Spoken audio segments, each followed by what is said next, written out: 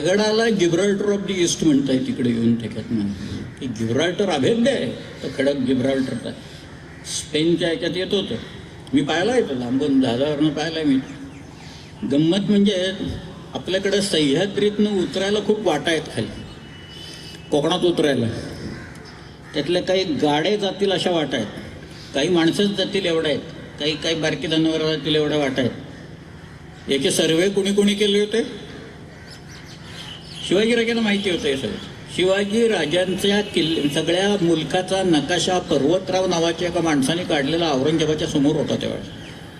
पण औरंगजेबाने अब्दुल माबूद नावाच्या एका माणसाला पाठवून या घाटवाटा कोकणात उतरणाऱ्या किती आहेत त्या सर्वे कर बघू.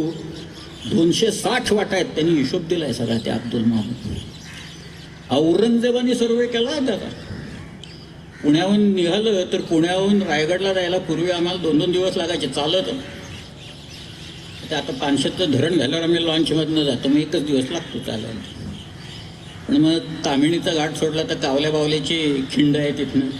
त्याच्या पलीकडे गेलं तर एका घाटाचं नाव आता ही आपणच ठेवलेली असतात.